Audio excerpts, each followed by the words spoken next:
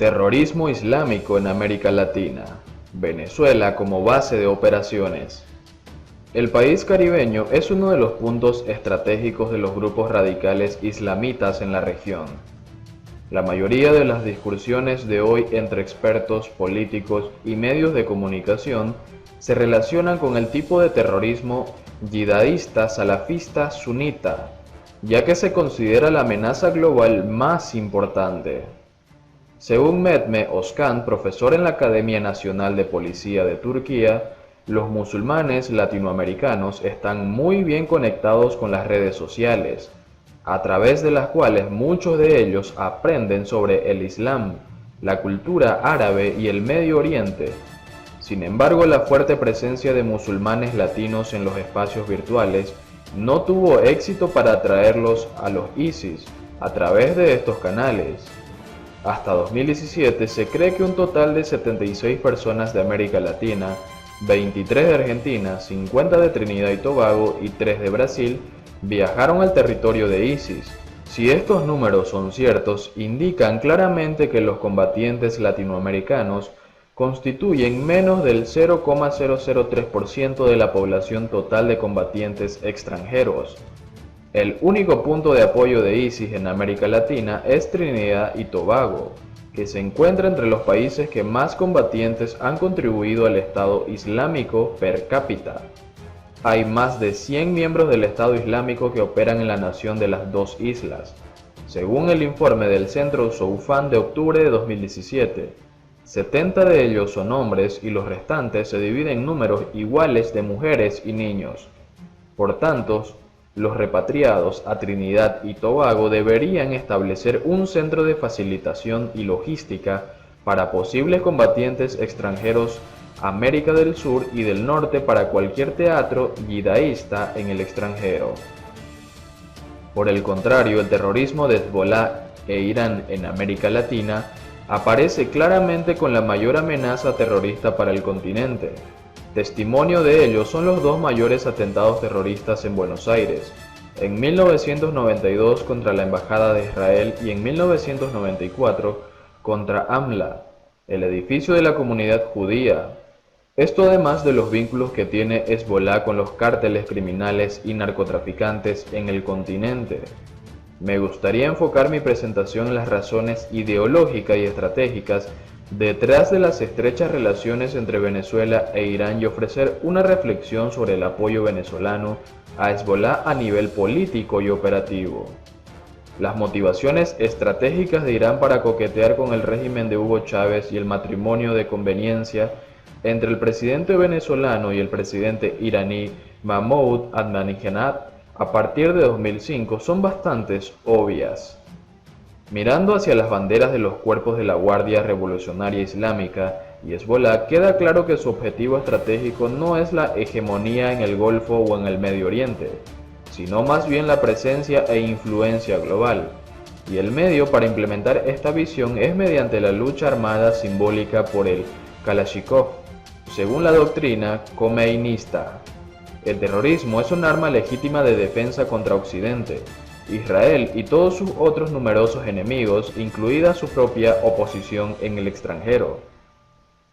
No podemos hablar sobre el terrorismo de Hezbollah sin enfatizar el hecho de que es una empresa conjunta entre el régimen teocrático en Teherán y su rama libanesa, una empresa en la que Hezbollah sirve como contratista de sus amos.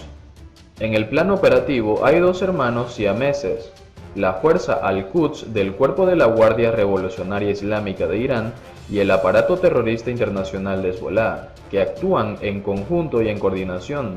Sin embargo, el primogénito de los hermanos, la Guardia Revolucionaria Islámica, es el elemento principal de la empresa.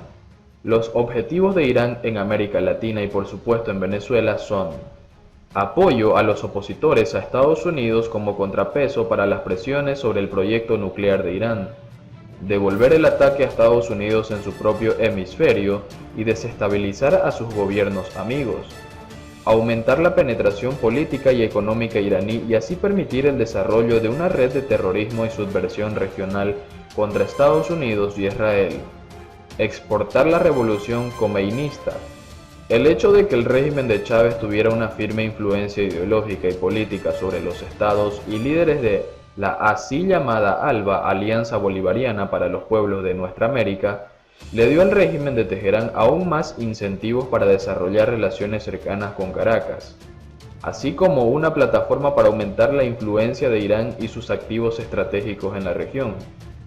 Menos claras fueron las motivaciones de Hugo Chávez a su tiempo. Hugo Chávez y la estrategia de Norberto Ceresole. Aunque aclamado como un líder socialista, menos conocidas fueron las influencias fascistas en la cosmovisión y la política de Chávez. Raúl de Sagastizabal, uno de los jefes de los militares golpistas argentinos de extrema derecha, conocidos como Carapintadas, había recibido a fines de 1994 la visita en Buenos Aires de Chávez, quien acababa de abandonar la cárcel. Pese a que Chávez desarrolló el vínculo fundamental con los Carapintadas con su ideólogo Norberto Ceresole, los nexos con de Sagastizabal jamás se rompieron. Norberto Ceresole, sociólogo y politólogo argentino, un negacionista del Holocausto y enemigo jurado tanto de Israel como de los judíos, tomó contacto con los iraníes cuando se produjo el atentado contra la Mía en 1994, año en que conoció personalmente a Hugo Chávez. Él defendió públicamente a los iraníes, acusando a Israel de ser responsable del bombardeo de su propia embajada en Buenos Aires en 1992. Ceresole visitó Irán y Líbano. Encontré un movimiento árabe importante, inteligente, pero su área de acción era el sur del Líbano. Un grupo como imaginábamos que éramos nosotros hace muchos años, de patriotas, dijo en su momento. Ceresole terminó escribiendo un libro admirativo sobre Hezbolá.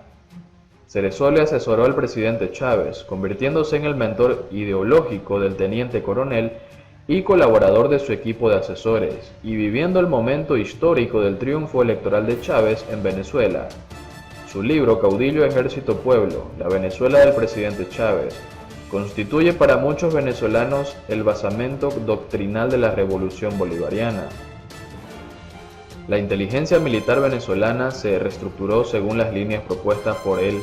También propuso la creación de una oficina de inteligencia estratégica que podría ser financiada por Hezbolá, como su propia oficina en Madrid, en proyecto nunca implementado porque posiblemente llevó a una expulsión de Venezuela por la oposición del sector demócrata de la revolución, representado por el vicepresidente José Vicente Rangel. Sin embargo, Ceresole dejó su semilla en Venezuela, contribuyendo a construir a dicho país en una reacción contra el imperialismo estadounidense, auspiciando una alianza entre Venezuela, Cuba e Irán.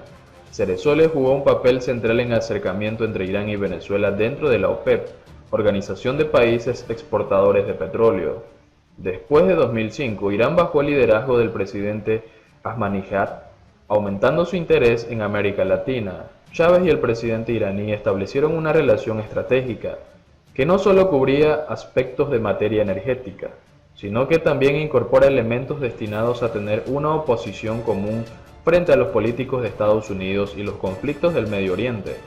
Lo que motiva a ambos gobernantes es su posición marcadamente antiamericana y, en el caso del presidente Chávez, la pretensión de liderar tanto en América Latina como en el mundo un movimiento socialista, revolucionario y bolivariano que sea contrario a cualquier hegemonía de Washington. Chávez fue probablemente el apologista más abierto de Hezbolá en el hemisferio. Durante la Segunda Guerra del Líbano de 2006, acusó a Israel de llevar a cabo su guerra defensiva a la manera fascista de Hitler, durante la Operación Plomo Fundido de Israel en 2009 en la Franja de Gaza, contra los ataques con cohetes de Hamas y su continua actividad terrorista contra sus ciudadanos. Chávez aceptó completamente la posición de Irán y cumplió con la demanda de Ahmadinejad de cortar las relaciones diplomáticas de Venezuela con Israel. Es un hecho conocido que las actividades terroristas y subversivas de Hezbolá y en parte de Irán se basan en las comunidades chiitas libaneses, dispersas por todo el mundo. En el caso de América Latina se concentra en comunidades chiitas que viven en áreas de libre comercio, triple frontera entre Paraguay, Argentina, Brasil, Iquique en Chile, Isla Margarita en Venezuela, Panamá.